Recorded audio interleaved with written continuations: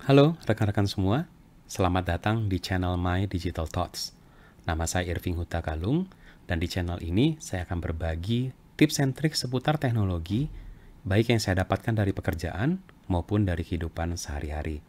Jadi, jangan lupa untuk subscribe di channel ini dan aktifkan juga notification, supaya rekan-rekan mendapatkan notifikasi ketika ada video-video terbaru. Jangan lupa juga berkunjung ke blog saya di irving.web.id untuk mendapatkan update-update terbaru. Halo rekan-rekan semua, saya sudah pernah dulu buat video mengenai cara deploy WordPress di Azure. Cuman itu udah cukup lama ya, Azure-nya juga sudah berkembang, WordPress-nya juga sudah berkembang gitu ya. Jadi saya akan coba buat sekali lagi, dan kali ini kita sudah menggunakan WordPress terbaru dan juga teknik terbaru dari Azure untuk deploy WordPress. Oke, jadi enaknya sekarang adalah WordPress-nya on Azure udah ada di marketplace. Jadi kita tinggal deploy dari sana dan semuanya sudah disiapkan oleh Azure. Ya, kita langsung aja ke bagian demo. Nah, sekarang kita udah ada di satu resource group ya, namanya Azure Tips. Saya coba create yang baru. Dan kita tunggu nanti, kita tinggal search aja di sini, WordPress.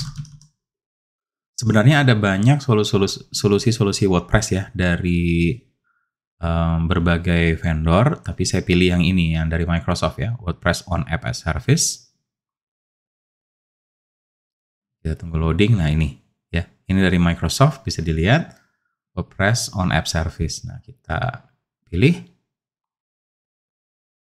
dan kita create. Waktu kita create ini, kita langsung akan ditanyakan mau menggunakan plan yang mana, nanti saya tunjukkan ya. Jadi ini pertama resource groupnya Azure Tips, saya pilih regionnya US aja lah ya, biar West US misalnya. Oh, nggak bisa, karena dia pakai flexible server, mungkin di sana tidak available. Oh, gimana yang ada? Cari dulu, is US mungkin. Yes. Iya, is US. Terus as usual kita harus pilih nama subdomain dari azurewebsites.net. Jangan khawatir, ini kan hanya untuk deployment. Nanti tentunya bisa kita mapping dengan domain kita sendiri ya. Jadi kita buat misalnya Azure Tips. Wah available nih, azuretips.azurewebsite.net. Nah kita pilih plannya. By default di sini pakai standar. Kita langsung bisa change plan. Kita lihat sama-sama ya plannya seperti apa.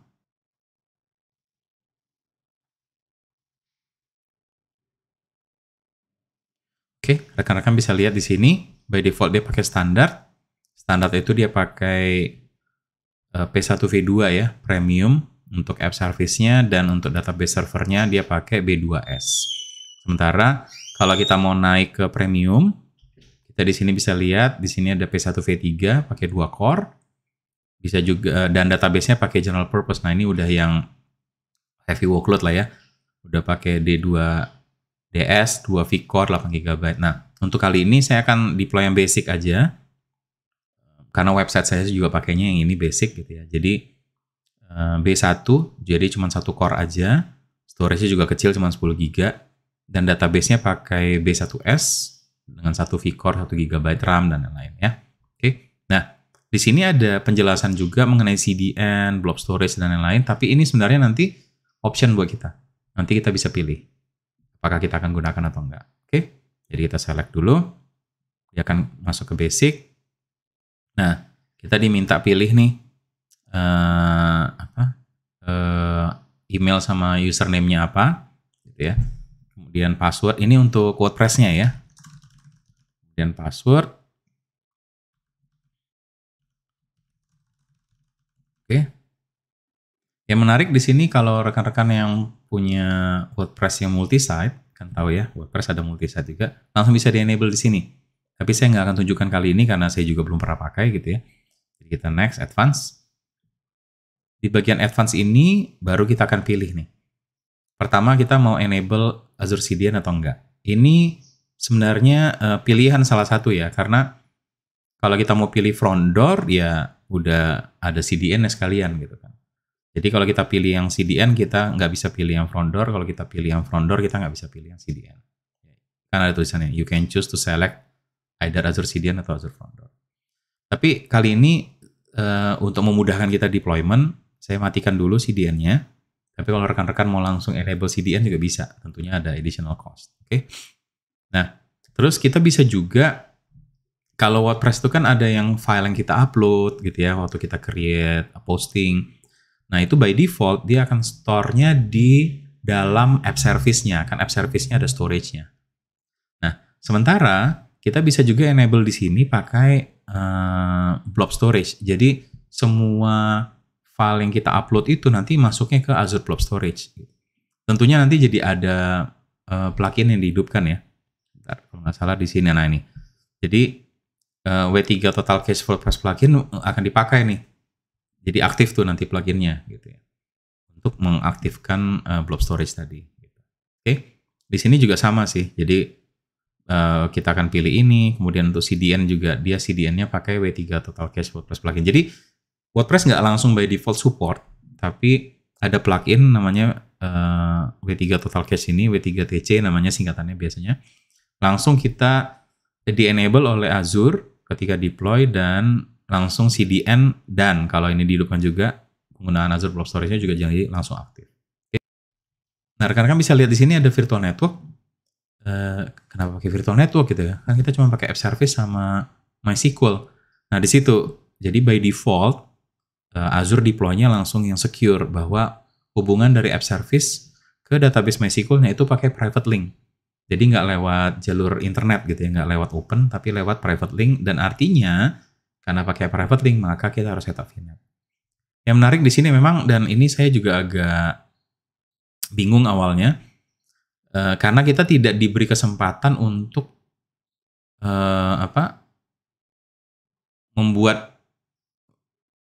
mengkonfigurasi VNet-nya. Jadi kalau rekan-rekan mau pakai VNet yang udah diatur duluan gitu ya, mau pakai IP range berapa dan lain-lain, sebaiknya sudah dibuat dulu virtual network-nya. Oke. Nah, kali ini untuk memudahkan saya nggak buat dulu VNet-nya, saya pakai aja VNet yang dia buat, nanti kita lihat hasilnya seperti apa gitu ya. Jadi kita review create. Oke, jadi semuanya ada di sini, bahwa ini hanya untuk kita review lagi ya, takutnya ada yang salah kan. Resource group-nya namanya apa gitu ya. Nah, nama ini akan dia pakai karena tadi kita kasih nama Azure Tips ya untuk websitenya. Maka Azure Tips itu nanti akan dipakai di deployment ini sebagai nama banyak hal gitu ya. Contohnya di sini App Service Plan-nya dia kasih nama standar ya, ASP sebagai App Service Plan. Terus nama yang kita kasih Azure Tips, terus ada some random number di belakang gitu ya, supaya unik. Oke. Nah, di sini database-nya juga bisa dilihat ya namanya. Jadi pakai nama Azure Tips tadi, terus some random di sini GUID, baru ada DB server, database-nya database gitu ya. Nah, ini username password yang kita pakai untuk yang akan dipakai oleh app service untuk connect ke MySQL-nya. Ini langsung dibuat oleh deployment script ini gitu ya. Jadi kita nggak bisa ubah. Ini sebenarnya nggak perlu, sebenarnya bisa dicatat username password, tapi sebenarnya nggak perlu juga karena nanti kan kita bisa lihat dari ininya ya, dari app service settings-nya. Gitu. Nggak ada masalah. Nah itu network. Nah ini rekan-rekan lihat ya, karena kita tidak buat VNet kita sendiri, dia yang buatin. Memang agak berlebihan kalau menurut saya ya. Di sini ya /16 gitu ya. Ngapain juga hanya untuk satu website pakai /16 gitu. Mendingan nanti kalau memang udah selesai nyoba-nyobanya dan beneran mau buat untuk production, dibuat dulu aja VNet-nya ya. Tentunya dengan menyesuaikan gitu kebutuhannya di sini. Oke. Nah, ini saya klik create dan terus terang ini deployment-nya cukup lama karena create MySQL flexible server itu lumayan perlu waktu gitu ya. Jadi saya akan skip bagian deployment-nya, nanti kalau udah jadi baru kita lanjutkan lagi. Oke, jadi di sini bisa dilihat muncul ya, ada deployment-nya, apa aja yang akan deploy, resources-nya muncul di sini. Tunggu sebentar. Ya, ini semua resources yang akan dia create, ada virtual network, Wah, ini network di rumah saya agak lambat nih hari ini. Yang pasti bukan Azure-nya yang lambat ya. Jadi ya ini juga ada subnetnya akan dia create dan lain-lain. Oke, jadi kita tunggu aja sampai selesai, nanti kita akan lanjutkan lagi. Oke, rekan-rekan bisa lihat deployment sudah komplit. Dilihat detailnya ya, ada banyak nih sebenarnya yang di-create, tapi yang paling lama tadi memang yang ini, yang bagian create database-nya sama create MySQL servernya sama create database-nya gitu ya. Oke, kita kembali ke home, masuk ke resource group. Kalian bisa lihat di sini. Di sini ada app service plan. Kalau kita klik, kita bisa lihat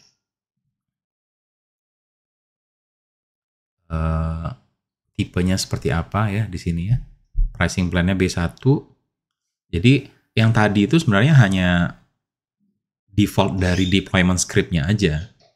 Kita bisa ubah lagi di sini kalau mau gitu ya. Jadi kalau misalnya saya mau ganti dengan yang lebih besar, kita tinggal ganti di sini di app service plan-nya. Bentar ya. Nah, jadi kita mau ganti dengan yang lebih besar, misalnya B2 gitu ya, yang 2 core, atau kita mau ganti ke premium atau ke standar, bisa ya dari sini. Nggak ada masalah. Kalau kita mau lihat app service-nya sendiri, maka ini ya, ini app service-nya. Kita bisa lihat dia udah dipasang tagging khusus dari app profile, dikasih tag WordPress supaya nanti Azure juga melakukan optimization gitu ya terhadap website kita. Di sini udah ada ya default domainnya dan lain-lain. Kemudian kita bisa lihat juga database-nya nih. Database servernya MySQL Flexible Server.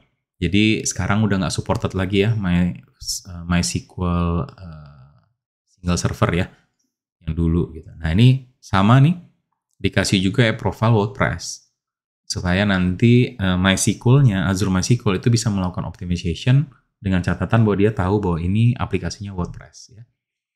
Nah, ini server name-nya bisa dilihat di sini, login admin-nya apa, MySQL version dan lain-lain. Nah, konfigurasi ini bisa kita ganti. Jadi ini tadi balik lagi paket yang kita pilih basic tadi itu sebenarnya hanya paket untuk deployment. Nah, kalau rekan-rekan mau mengubah, misalnya compute size mau diganti jadi B1MS misalnya gitu ya, ya bisa langsung di sini. Gitu ya, ini IOPS-nya juga kan beda ya, jadi lebih kenceng misalnya. Oke. Nah, kalau kita buka ke, oh ya ini tadi ya, jadi kita punya virtual network yang dipakai untuk deploy private link-nya. Ya, ini kan di sini bisa dilihat address space-nya. Kemudian kalau kita lihat subnetnya yang dia buat gitu ya, agak gede sih sebenarnya ya, /16 gitu ya. Nah ini kan /24 ada 2 subnet, dipakainya untuk dari app service sama dari MySQL. Jadi ada 2 sisi kan kalau kita bikin private link. Nah kalau kita buka private link-nya, ini ada private link untuk masuk ke si MySQL gitu. Jadi kan kita harus bikin private DNS zone ya kalau pakai private link. Nah, jadi ini semua yang di-create oleh deployment script yang tadi. Sekali lagi itu hanya untuk deploy. Kalau rekan-rekan nanti mau ubah size-nya dan lain-lain ya silakan gitu ya. Nah, kalau kita masuk ke website-nya sendiri, jadi saya klik di sini ya. Azure Tips ini masuk. Oh, WordPress-nya masih setup ya. Ini juga lucu. Saya juga pertama juga agak bingung gitu awalnya. Karena pas pertama kali saya jalankan gitu ya, ini masih bagus nih muncul gitu. Saya pertama kali nyoba ini malah dia error gitu ya. Errornya kenapa sih sampai cari-cari, kan deployment udah selesai. Ternyata memang masih perlu ada waktu lagi untuk Azure menghidupkan semua resources yang kita create tadi gitu. Dan ketika kita pertama kali jalankan seperti ini, maka ada proses-proses tambahan di WordPress-nya untuk memastikan WordPress-nya langsung hidup. Karena kan kalau WordPress by default kan nggak banyak ya isinya ya. Sementara di sini nanti kalau rekan-rekan lihat sudah akan ada beberapa plugin yang dipasang gitu ya, yang sepertinya bawaannya langsung gitu ya dari Azure, dan dari sisi itu tambahan-tambahan lah resources supaya dia bisa optimal untuk Azure. Oke, jadi kita tunggu aja dulu ini sampai selesai ya. Nah, rekan-rekan bisa lihat ini udah aktif ya, WordPress on Azure, sample page-nya gitu ya, main blown, udah ada satu entry. Kalau kita masuk ke admin, nanti kita bisa lihat, ingat ya, ini agak lambat karena pertama ini baru mulai, gitu kan. Jadi semua halaman dan lain-lain belum ada cachingnya nih sama sekali nih, baik di browser maupun di server. Dan nanti kalau bisa dilihat ya, kan ada plugin W3 Total Cache namanya, itu masih ya baru pertama kali load ya, jadi agak lambat. Jadi kalau di sini kita tadi kan kalau nggak salah pakai Irving H aja bisa ya, harusnya bisa login. Jadi plugin untuk cachingnya juga belum optimal nih gitu ya, jadi masih agak lambat di awal. Nah, ketika kita login, nanti kita bisa lihat sama-sama kira-kira apa aja sih sebenarnya yang udah dipasang oleh default deployment script-nya gitu. Oh ya, satu hal lagi yang digunakan di sini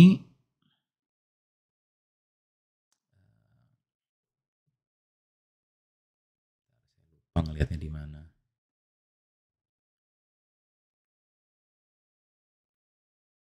Paralel ya. Ah nih. Di dashboardnya udah keluar. Harus diingat ini. Jadi dia pakai WordPress-nya 6.1.1. Jadi saya akan sangat anjurkan untuk langsung update ke 6.2 yang terakhir. Nah, kalau kita masuk ke plugin, kita bisa lihat plugin apa aja sebenarnya yang dipasang langsung oleh deployment script-nya Azure gitu ya. Sambil nunggu ini, saya balik lagi. Oh, di Azure-nya. Ini internet saya kayaknya agak lambat hari ini. Biasanya Azure cepat banget, bisa langsung keluar. Oke. Kita tunggu aja. Nah, ini ya. Jadi by default nih ya, Akismet udah kepasang, anti spam ya. Terus Smash ini untuk reduce image file size ya, ini udah langsung hidup. Yang free-nya ya tentunya. Kemudian W3 Total Cache-nya juga udah hidup. Oke, walaupun dia kasih tahu ada versi baru. Kalau kita buka ke settings. Jadi ini ingat ya tadi waktu saya deploy CDN-nya nggak saya aktifkan ya. Saya juga tidak aktifkan penggunaan blob storage. Jadi kalau saya tadi klik aktifkan di sini, maka setting-setting di sini udah banyak yang terpasang.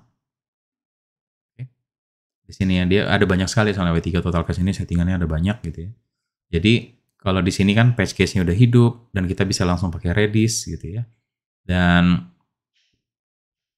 Minify udah aktif dan lain-lain lah. Ini benar-benar dari plugin-nya gitu. Jadi rekan-rekan bisa lihat kira-kira ini cocok atau enggak. Sebenarnya kan untuk caching di WordPress itu ada banyak. Bisa dari Jetpack misalnya gitu ya, dari wordpress.com. Tapi yang dibawa dari deployment script-nya Azure ya ini gitu ya. Nah, kalau dilihat di sini, apa sih yang dipakai oleh Azure atau deploy? Dia pakai container. Jadi container image yang dari bawaannya private registry-nya Azure ya, dari mcrosoft.com itu yang dipakai ini namanya. Makanya tadi dapatnya 6.1.1. Nantinya asumsi saya, kalau ini kan pasti diupdate terus nih ya sama Microsoft. Maka kalau rekan-rekan baca video ini mungkin beberapa bulan lagi, mungkin pas deploy udah nggak 6.1.1 lah tentunya gitu ya. Mungkin udah 6.2 atau bahkan udah yang lebih baru. Oke, mungkin itu aja. Nanti di video lain saya akan tunjukkan gimana sih caranya kalau kita perlu migrasi ya. Karena saya juga kebetulan mengalami hal yang sama. Saya harus migrasi website saya dari WordPress yang lama ke yang baru. Yang strukturnya seperti ini. Jadi WordPress yang lama itu deploy-nya di app service yang di Windows. dan MySQL-nya yang single server. Nah, saya sekaligus nih pindahan dari Windows ke Linux, app service-nya, pindahan juga database MySQL-nya dari single server jadi flexible server gitu. Nah, itu gimana sih tekniknya? Nanti saya akan share dan moga-moga nanti bisa membantu rekan-rekan dan jadi semangat gitu ya untuk pakai WordPress di Azure. Oke, terima kasih. Terima kasih karena sudah bergabung di channel My Digital Thoughts.